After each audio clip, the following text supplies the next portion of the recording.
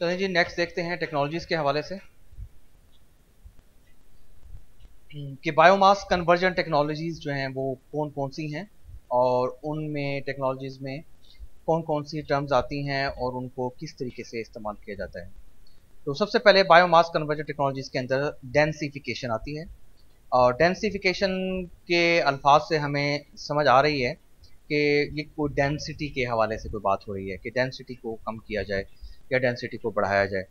सो बल्कि बायोमास को क्या करते हैं कि बल्कि बायोमास जो जैसे मैंने पहले बताया लास्ट वाले लेक्चर में कि जो बल्कि है बहुत ज़्यादा वॉल्यूम ज़्यादा है उसका, लेकिन उसकी जो एक्चुअल जो क्वालिटी है उसके बायोमास की वो बहुत ज़्यादा कम है क्योंकि वॉल्यूम बड़ी है। तो अब हम उसके वॉल्यूम को कम करना है, वेट के हिसाब से वॉल्यूम को लेके आना है। तो बल्कि biomass is reduce to a better volume to weight ratio by compressing in a die at a high temperature and pressure. तो जो भी हाई टेम्परेचर प्रेशर पे किसी डाई के अंदर इसको फिक्स करके इसको कंप्रेस किया जाता है और कंप्रेस करने से उसकी एक शेप बन जाती है। तो उस शेप को क्या कहते हैं? It is shape into briquettes और पैलेट्स। तो वो जो डेंसिफिकेशन के अमल से ही जो ब्रिकेट्स बनते हैं किसी भी बायोमास के मटेरियल के, रॉ मटेरियल के, और पैलेट्स जो है वो बन जाते हैं। Make a more compact source of energy, जो कि कॉम्पैक्ट सोर्स ऑफ एनर्जी होता है, which is easy to transport and store then the natural biomass. अब नेचुरल बायोमास की अगर मैं बात करूं तो कॉटन स्टिक्स हैं, ठीक है, कपास की जो लकड़ी है, इसी तरीके से जो गन्ने की रिमेन्स हैं, जो शुगर केन है उसके जो ऊपर के पत्ते हैं वो सूख जाते हैं, तो वो बड़ी क्वांटिटी होती है, ठीक है। तो उसको वॉल्यूम बहुत ज़्यादा होता है, उसकी वॉल्यूम, हालांकि वेट उसका बिल्कुल नहीं होता, तो वॉल्यूम को बिल्कुल रिड्यूस करके एक छोटे से कॉम्पैक्ट पैलेट में ले आते हैं इसको। तो pellet and briquettes can be use as clean fuel in domestic चूल्हास, बेकरीज एंड होटल्स। तो इनको फिर इस्तेमाल किया जाता है जो पैलेट्स होते हैं वो चूल्हास के अंदर और बेकरीज और होटल्स के अंदर। अच्छा, सेकंड नंबर पे है बायोमास की कन्वर्जन, वो है कंबस्चन। कंबस्चन जो है वो डायरेक्ट टेक्नोलॉजी है। डायरेक्ट टेक्नोलॉजी का मतलब ये है कि डायरेक्ट जला के किसी भी चीज को उससे उसकी एनर्जी हासिल कर ली जाए। So direct combustion is the main process adopted for utilizing biomass energy. तो बायोमास एनर्जी को यूटिलाइज करने के लिए तो combustion is the direct process. So it is burned to produce heat utilized for cooking, space heating, industrial process and for electricity generation. तो ये इसको burn किया जाता है, गर्म किया जाता है, प्रोड्यूस की जाती है इससे हीट, जो कि cooking, space heating, industrial process और इलेक्ट्रिसिटी जनरेशन के लिए इस्तेमाल किया जाता है।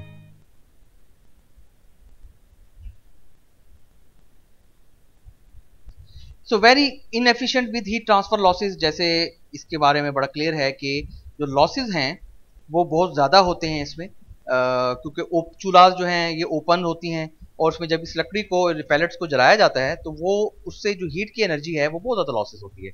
तो very inefficient with heat transfer losses of 30 to 90% of the original energy contained in the biomass. तो बायोमास के अंदर जो ओरिजिनल एनर्जी कंटेन्ड होती है उसके हवाले से 30 to 90% का लॉसेस हो जाता है। तो इसका मतलब है कि 10 से 40% के चांसेस हैं कि जो एनर्जी है वो रिकवर हो सकती है और उसको यूटिलाइज कर सकते हैं for some proper function of the cooking और एनीथिंग एल्स।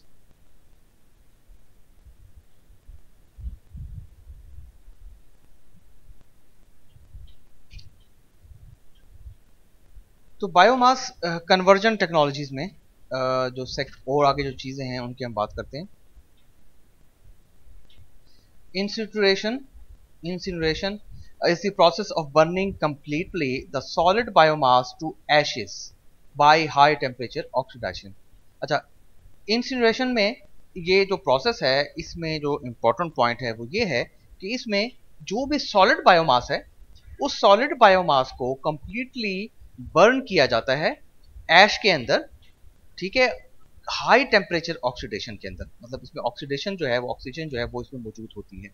अच्छा, incineration is a special process है when the dry municipal waste, जैसे कि कचरा कुंडी वगैरह इस तरह की जो चीजें हैं, तो वो जो म्यूनिसिपल वेस्ट है उसको इंसिनरेटेड कर दिया जाता है to reduce the volume of sodium refuse 90% and to produce heat, steam and electricity. तो उससे क्या किया जाता है कि उसको जब बर्न किया जाता है कंप्लीटली, तकरीबन कोई 90% उसका जो वॉल्यूम है वो बर्न हो जाता है, और बर्न होने से जो हीट जनरेट होती है और स्टीम, और उससे फिर इलेक्ट्रिसिटी जो है वो जनरेट कर सकते हैं, और जो ऐश है वो भी उसके अंदर हमें अवेलेबल होती है। तो waste incineration plant are installed in large cities to dispose of urban waste and generate energy. अच्छा, ये जो बाहर की दुनिया में अभी जो अब्रॉड के अंदर हम देखते हैं कि वहाँ बहुत ज़्यादा ये जो वेस्ट है ना, जो सॉलिड वेस्ट है, उसको वो जलाकर उससे इलेक्ट्रिसिटी जो है वो हासिल कर रहे हैं, और उससे फ़ायदा ये हो रहा है कि वो जो जितना भी गार्बेज है, जो वेस्ट है, उसको वो यूँ कह लें कि लैंडफिल के तौर पे इस्तेमाल नहीं कर रहे, और बल्कि उससे उसका फ़ायदा ये हो रहा है कि जो एनर्जी है वो उससे जनरेट हो रही है। It constitute a furnace, furnace इसकी मौजूद होती है with adequate supply of air, जिसमें एयर जो है वो उसकी सप्लाई होती है, to ensure complete combustion up to capacity of 1000 ton per day. तो 1000 टन पर डे के हिसाब से इसके अंदर जो कैपेसिटी है वो प्रोड्यूस जो है वो की जा सकती है। तो हम यहाँ देख सकते हैं कि किस तरीके से कि जो वेस्ट है वो अवेलेबल है इस बॉयलर के अंदर, और ये यहाँ पर प्रोड्यूस है, बॉयलर के अंदर इसको फेड कर दिया जाता है। नंबर 2 पर waste becomes fuel to generate steam. जो वेस्ट है उसको जो है वो इस तरीके से जलाया जाता है कि वो उससे स्टीम पैदा होती है। फिर जो solid mass is reduce 80 to 98% and recovered, उसके बाद उससे जो है वो रिसाइकल मटेरियल मिल जाता है, और एशेज जो हैं वो आगे से हमें अवेलेबल होती हैं। और नेक्स्ट में जो है ये जो एग्जॉस्ट है, इसके थ्रू हम जो है ये फिल्टर यहाँ से करते हैं, और यहाँ से ऐश अवेलेबल होती है। और नंबर 4 पर ये जो स्टीम होती है, उस स्टीम ड्रम से जो है वो इलेक्ट्रिसिटी जनरेट होती है। और इसके अलावा नंबर 5 पे exhaust is filtered and fly ash is recovered, जो कि रिकवर कर लिया जाता है, और इनको फर्दर जो है वो फिल्टर्स स्कैम्बल करके यहाँ पर जो है वो ऐश हमें अवेलेबल होती है। और थर्मोकेमिकल कन्वर्जन जो है वो उसके बाद आता है। वो क्या चीज़ है उसके बारे में बात कर लेते हैं कि thermochemical conversion is process to decompose biomass with various combination of temperature and pressures.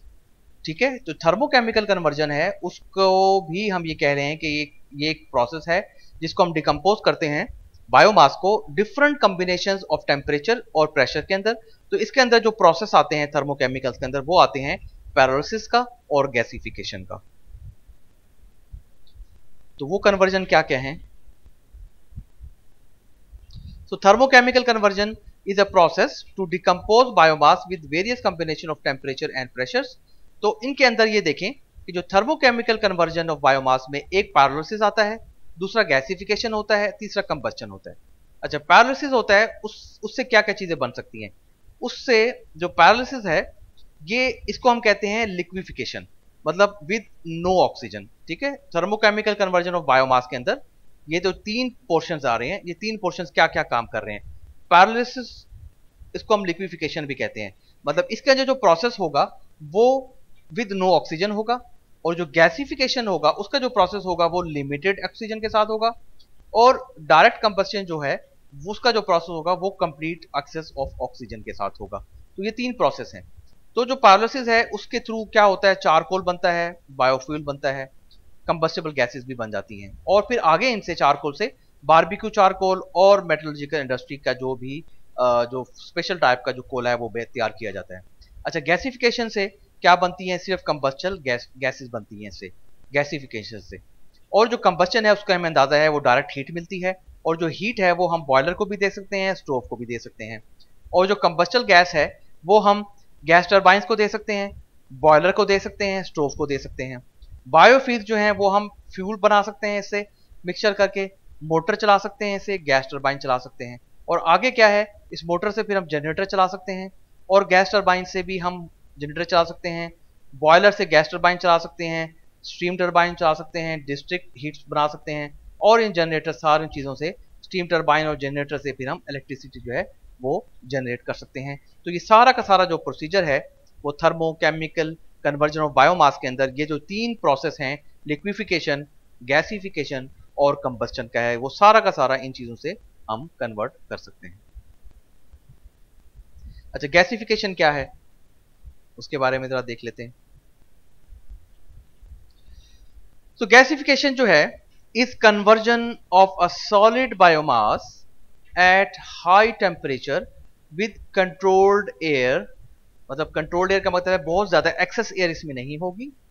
जैसे लिक्विफिकेशन के अंदर मैंने बताया कि विद नो ऑक्सीजन, ठीक है, लेकिन जो गैसिफिकेशन है इसके अंदर लिमिटेड होगी या कंट्रोल्ड होगी इनटू अ गैसियस फ्यूल। तो ये क्या करते हैं, ये गैसियस फ्यूल को कन्वर्ट करते हैं।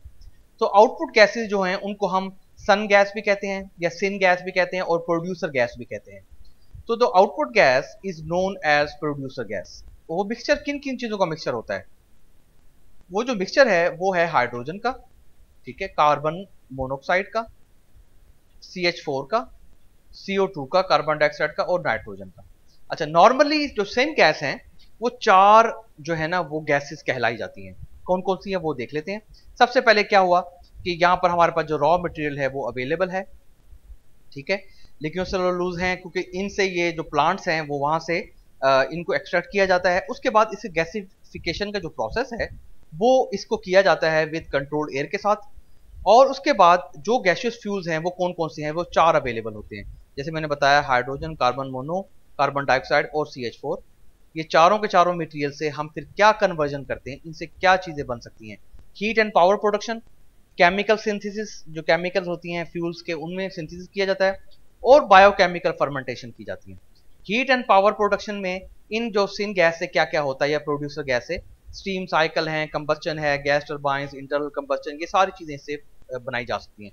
केमिकल सिंथेसिस जो कि इस्तेमाल किए जाते हैं for the production of the chemical reactions, जिसमें लिक्विड फ्यूल्स हैं और ये सारे केमिकल हाइड्रोजन केमिकल टर्म्स हैं, अल्कोहल्स, मिक्स्ड अल्कोहल्स, SNGs वगैरह। और जो बायोकेमिकल फर्मेंटेशंस हैं उसके अंदर बायोफ्यूल्स, बायोकेमिकल्स, बायोमटेरियल्स बनाए जाते हैं। तो ये सारा का सारा अमल जो है वो गैसिफिकेशन से किया जाता है, और गैसिफिकेशन से ये जो सिन गैस अवेलेबल होती है इसके थ्रू इसको कन्वर्ट कर लिया जाता है for the different applications. So the gasification process renders the use of biomass which is relatively clean and acceptable in environmental terms. तो ये जो हम प्रोड्यूस करते हैं गैसिफिकेशन से जो बायोमास को, और इससे जो हम एनर्जी हमें मिलती है या जो भी हम इससे एप्लीकेशन इस्तेमाल करते हैं वो रिलेटिवली क्लीन है और एक्सेप्टेबल है फॉर द इन्वायरमेंटल टर्म्स के हिसाब से। चलिए लिक्विफिकेशन क्या है।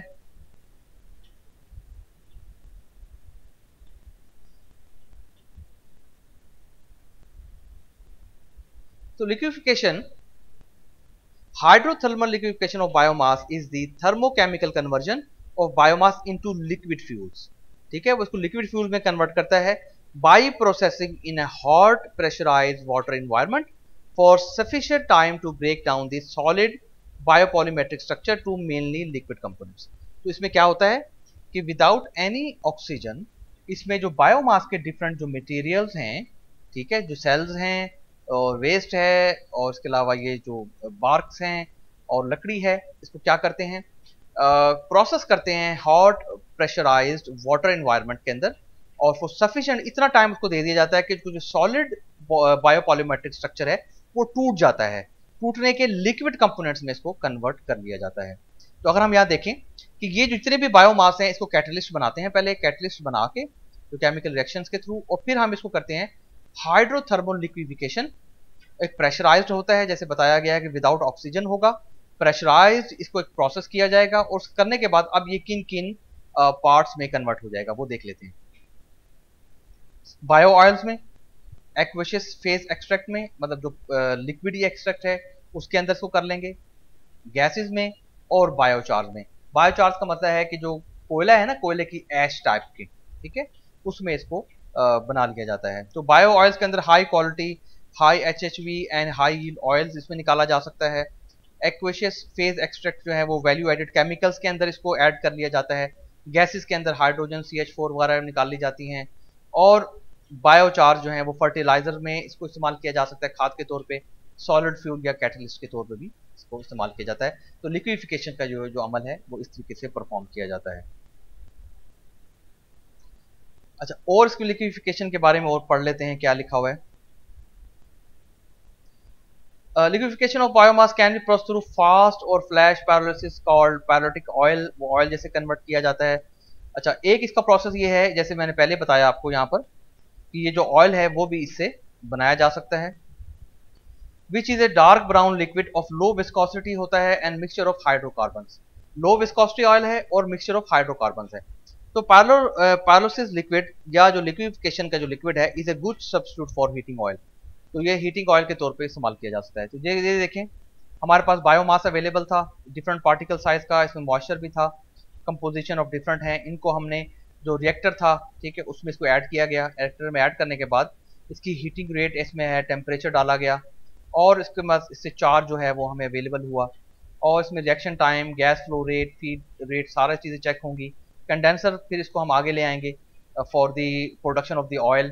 तो यहाँ से इसकी बायोगैस है वो भी बन जाएगी और बायो ऑयल भी बनेगा। और जो बायो ऑयल है उसके अंदर वाटर कंटेंट भी होगा, इसकी विस्कोसिटी भी होगी, डिफरेंट कंपोजिशन होंगे और इसकी कैलोरीफिक वैल्यू होगी।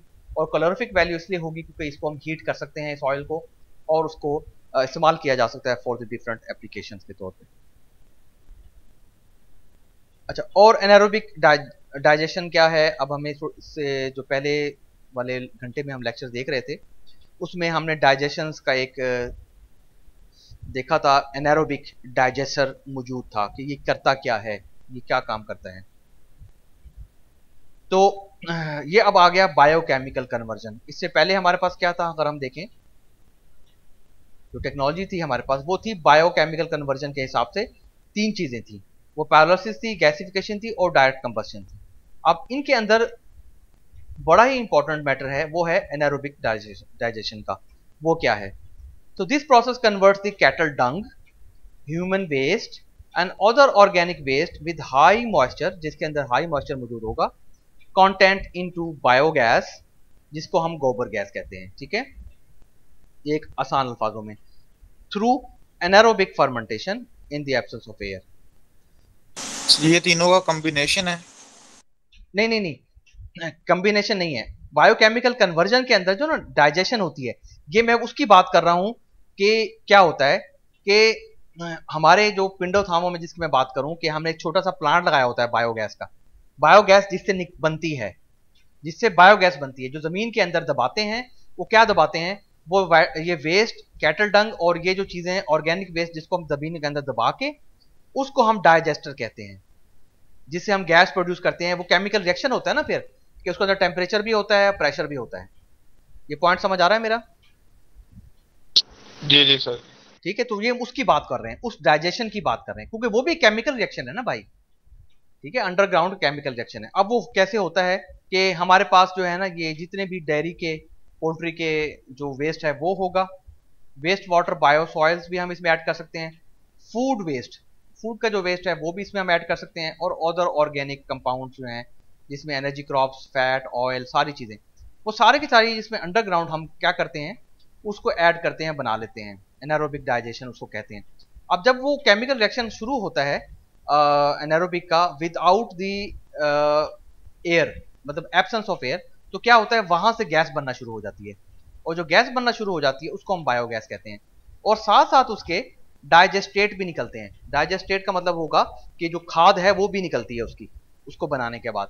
अच्छा, वो खाद को हम क्या करते हैं? तो हॉरिकल्चर प्रोडक्ट्स हैं, जस्ट लाइक हम जमीन की जो सॉइल है, जो जमीन की मिट्टी है, उसकी क्वालिटी को बढ़ाने के लिए इस्तेमाल करते हैं। ऑर्गेनिक फर्टिलाइजर के तौर पे भी इस्तेमाल हो सकता है, एनिमल बेडिंग के तौर पे, कि जहाँ पर जानवर बैठते हैं वहाँ पर उसको बिछा दिया जाता है, अदर प्रोडक्ट्स बना लिया जाता है, मटेरियल्स वगैरह, बिल्डिंग बन सकती है उसकी, और क्रॉप इरिगेशन के तौर पे भी इस्तेमाल होता है। और जो बायोगैस बनती है उससे हमें पता है, उससे इलेक्ट्रिसिटी बन सकती है, हीट बन सकती है, व्हीकल फ्यूल बन सकता है, और रिन्यूएबल एनर्जी गैस बन सकती है। और बायो प्रोडक्ट जो फीड स्टॉक हैं वो भी उससे हम उसको हम चला सकते हैं, उसको हम बायोगैस से बना सकते हैं। तो this is a basic conversion, जो कि हमारे यहाँ पर देसी टाइप का जो डाइजेस्टर होता है वो इसी टेक्नोलॉजी से मिलके बना होता है। अच्छा, इस बायोकेमिकल कन्वर्जन में क्या क्या होता है, क्या क्या काम होते हैं, वो काम को समझना भी जरूरी है। ठीक है, कि वो जो डाइजेस्टर है वो क्या काम करता है। इनिशियली सबसे पहले ऑर्गेनिक मटेरियल को हाइड्रोलाइज कर दिया जाता है फैटी एसिड के अंदर, अल्कोहल के अंदर, शुगर, हाइड्रोजन एंड CO2 में। ठीक है, कार्बन डाइऑक्साइड में। तो इसको हाइड्रोलाइज का मतलब ये है कि इसको तोड़ लिया जाता है, ठीक है, डिफरेंट मटेरियल्स के अंदर, जो भी ऑर्गेनिक मटेरियल है। फिर क्या होता है कि जो मीथेन फॉर्मिंग बैक्टीरिया होते हैं वो कन्वर्ट्स करते हैं products of the first stage to CH4 बनाते हैं और कार्बन डाइऑक्साइड बनाते हैं। और टेम्परेचर कितना होता है वहां पर, 30 से 55 डिग्री सेंटीग्रेड। ये अभी आपको दिखाऊंगा मैं आगे, ये यहाँ पर, ठीक है, सारा का सारा मौजूद है कि किस तरीके से वो सारा कन्वर्ट हुआ है, बना है। सेकंड नंबर पे कि biogas produced can be use for heating. जो बायोगैस बन जाती है उसको हम हीटिंग के तौर पे और operating engine, drive and generator के तौर पे इलेक्ट्रिसिटी बना सकते हैं। अच्छा, फर्मेंटेशन अक्कर्स होती है सील टैंक, जिसको हम डाइजेस्टर कहते हैं, और उसके अंदर जो है वो खमीर या यीस्ट बनता है, where the sludge left behind. और जो स्लज बचता है, जो उसको हम अभी फर्टिलाइजर भी बोल रहे थे और डाइजेस्टर भी बोल रहे थे, उसको इनरिच फर्टिलाइजर मतलब खादों को के तौर पे इस्तेमाल करते हैं। अच्छा, इसके अलावा एथेनॉल फर्मेंटेशन भी होती है। और जो एथेनॉल फर्मेंटेशन है वो क्या है कि जो ethanol can be produce by decomposition of biomass containing sugar like sugar cane, cassava sweet sorghum, ये जो वही आ गया, क्या कहते हैं, चुकंदर, बीट आ गया, ठीक है, पोटैटो छल्ली, ये सारी चीजें, corn, grape, into sugar molecule such as, इसको हम ग्लूकोज भी बना लेते हैं और सुक्रोज भी बना लेते हैं, ठीक है, ये सारे के सारे हेक्सोज हैं। और इथोन फर्मेंटेशन जो है वो biological conversion of sugar into ethanol and carbon dioxide, और जो इथेनॉल है उसको फिर हम अल्कोहल फ्यूल में और ब्लेंड करते हैं पेट्रोल के साथ। तो हम देख सकते हैं सबसे पहले कि C12H12O2 प्लस H2O, इसको हमने सबसे पहले कन्वर्ट किया ग्लूकोज में, और ग्लूकोज के बाद हमने ईस्ट किया, फर्मेंटेशन किया, और फर्मेंटेशन के साथ अब हमें क्या मिला, एथेनॉल मिला, 2 मॉलिक्यूल एथेनॉल के और 2 कार्बन डाइऑक्साइड के मॉलिक्यूल मिले। तो इस तरीके से जो फर्मेंटेशन है वो एथेनॉल की जा सकती है थ्रू द ग्लूकोज। अच्छा, बायोमास गैसिफिकेशन जो है वो क्या है, और इसके अंदर जो गैसिफिकेशन जो है, ये जो जिसकी मैं बात कर रहा हूं कि जो हमारे गांव में जिसे गैसिफिकेशन करके हम गैस बनाते हैं, वो 2 टाइप्स के होते हैं। एक होता है फिक्स्ड बेड टाइप, ठीक है, और दूसरा होता है मतलब एक अपवर्ड होता है और एक डाउनवर्ड होता है। तो सबसे पहले हम बात कर लेते हैं डाउनवर्ड की, तो उसमें कौन कौन सी टेक्नोलॉजीज का इस्तेमाल होता है वो जरा देख लेते हैं।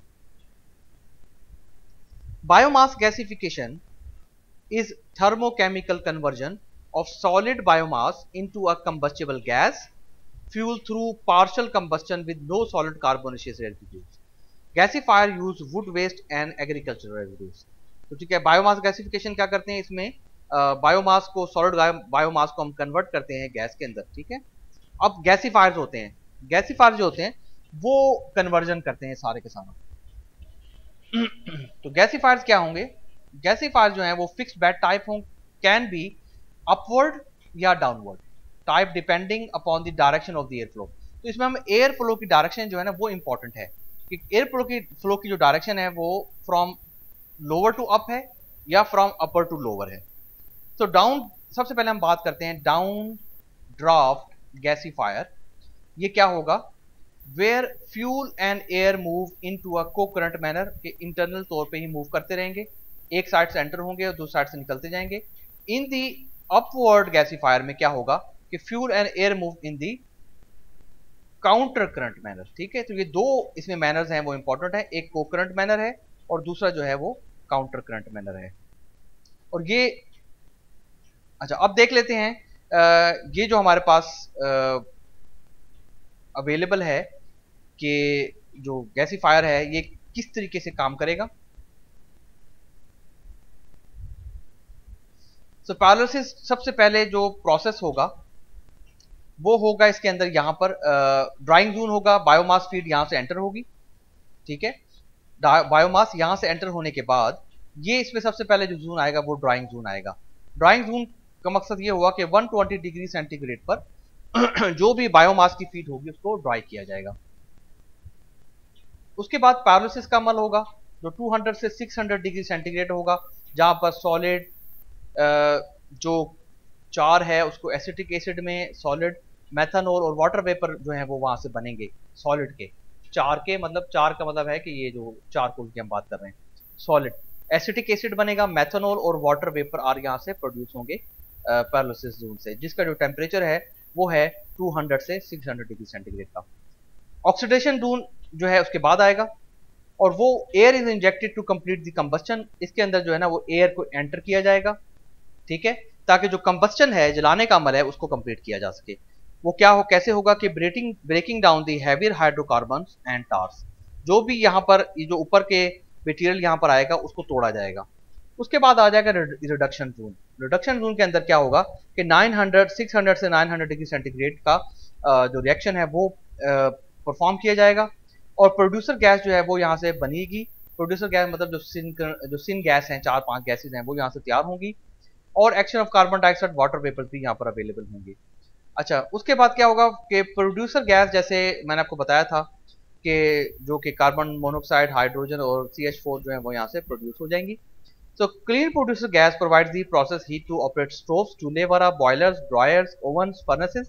The major application is in area of electric power generation, either through dual fuel ignition engine और या इसके अलावा डीजल इंजन जो इनको रिप्लेस कर दिया जाता है।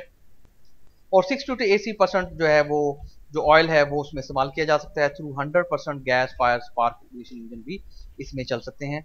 तो एफिशिएंसी इनकी जो है वो 75% होती है इस तरह के जो गैसीफायर्स होते हैं for conversion of solid biomass to gaseous fuel. अच्छा, सेकंड जो है that was a fluidised bed gasifier.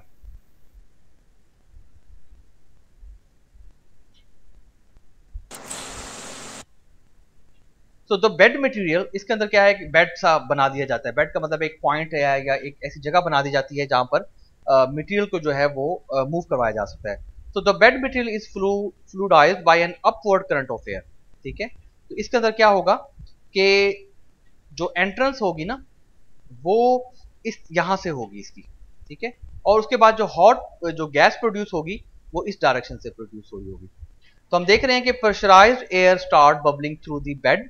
तो यहां पर क्या होता है कि इस फ्लूइडाइज्ड बेड के अंदर एयर जो है वो स्टार्ट बबल करना, क्योंकि जो एयर जो इनटेक है ना वो यहां से हो रही है, ठीक है। And the particle attain stage of high turbulence, तो हाई टर्बुलेंस यहां पर प्रोड्यूस होगी। The bed exhibits fluid like properties, तो इसके अंदर जो फ्लूइड है उसकी प्रॉपर्टीज के अंदर अवेलेबल होंगी। तो क्या होगा, a uniform temperature within the range of 850 to 1050 centigrade is maintained. इसके अंदर 800 से 1050 का जो है ना वो मेंटेन किया जाएगा, और बायोमास की जो इनलेट है वो यहाँ से होगी, ठीक है, यहाँ से आएगी। यहाँ से आने के बाद यहाँ फीड स्क्रू लगा होगा, ये इधर एंटर हो जाएगी, यहाँ से एयर जाएगी, और एयर होने जाने के बाद जो ऐश है वो यहाँ बचती रहेगी और वो यहाँ से उसको रिमूव कर सकेंगे, ठीक है। और यहाँ से उसके बाद इस जगह से जो गैसीफायर रिएक्शन होगा और वो रिएक्शन यहाँ से आएगा साइक्लोन में, और साइक्लोन जो है वो उसको जो गैस है उसको प्रोड्यूसर गैस में कन्वर्ट कर देगा, जो कि ऊपर के हिस्से में होगा, और जो बाकी जो उसकी जो अनयूजेबल गैस होगी वो वापस जो है वो इसमें एंटर हो जाएगी। तो higher conversion efficiency at low operating temperature compare to the fixed bed, तो इसकी कन्वर्जन एफिशिएंसी ज़्यादा अच्छी है। When the gasifier is put in use, the bed material is heated to ignition temperature of the fuel, तो इसको ignite कर दिया जाता है, गर्म कर दिया जाता है। Biomass is then injected causing rapid oxidation and gasification, तो बायोमास इसमें एंटर की जाती है, और पहले इसको टेम्परेचर इसको बढ़ाया जाता है, फिर इसमें जो बायोमास एंटर किया जाता है ताकि इसकी गैस जो है वो बन सके। अच्छा, बायोगैस टेक्नोलॉजी आखिरी हम देख लेते हैं इसका क्या है थ्योरी इसकी।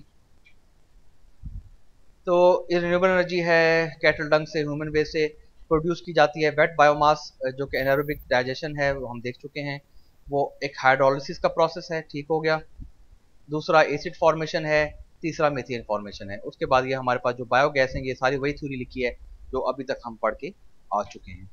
तो इस लेक्चर के हवाले से कोई क्वेश्चन है तो मुझसे पूछ लें, फिर हम अपना लेक्चर जो है वो फिनिश करते हैं।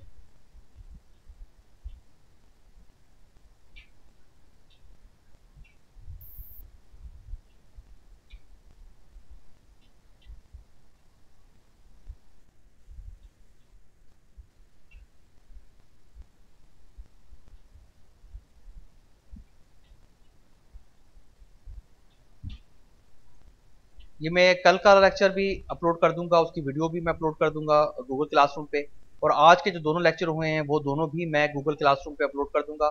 कल 9 से 10 बजे एक लेक्चर लूंगा मैं एक्स्ट्रा, मेकअप क्लास होगी जुमेरात को, और इसी तरीके से जुमे को भी इंशाल्लाह 12 से 1 बजे एक मेकअप क्लास होगी। तो आप लोग जो हैं वो इस चीज़ का ख्याल रखें और उसमें ज़रूर जो है वो क्लास अटेंड करें, क्योंकि उसकी अटेंडेंस जो है वो भी मार्क होगी आप लोगों के पोर्टल के ऊपर।